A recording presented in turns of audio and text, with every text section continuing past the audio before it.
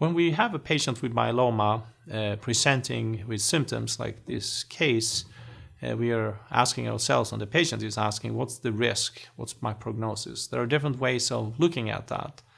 The initial idea goes back to the 1970s, where people thought that maybe stage would be relevant. But I think there is mounting evidence that the stage is probably less important, but rather the biology of the cells are more important.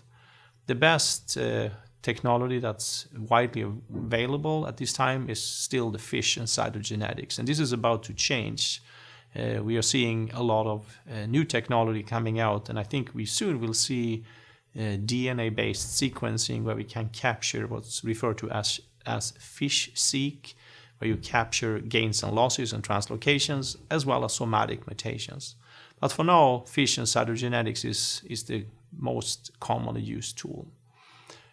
This particular patient had a 70% plasma cell infiltration of the bone marrow with the kappa light chain restricted plasma cells. And the FISH report showed that there are 17p deletions. 17p deletions are known to be probably the most aggressive biology.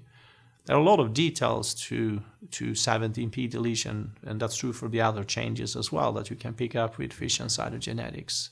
For example, do all the plasma cells have 17p deletion, or is it a small proportion? Are we talking 10%, or are we talking 95%? We only know from the report that the majority of the cells have it, so we don't have an exact number, but we have an indication from the report that the majority have it. Another variable is whether both the alleles are impacted. We all have one allele from our mother and one from our father. If both of those alleles have been deleted, we are actually talking about a double hit of 17p. That we don't know because fission cytogenetics would not capture that. You would need to have a DNA-based assay, and they are not yet implemented in clinical practice. So to summarize, the patient has a 17p deletion, reportedly in the majority of the cells. It's a high plasma cell infiltration of the bone marrow, and she presents with kidney failure. So I would say that this is a high-risk patient for these reasons. The stage is not defined because we are lacking information from the workup, but probably stage, in my opinion, is probably less important for clinical management. When it comes to treatment of this patient, there certainly are several options to consider. And this is typically the case for most patients that present with a new diagnosis of myeloma. Looking at the current literature, most doctors would probably agree that a 3-drug combination is the preferred way to go.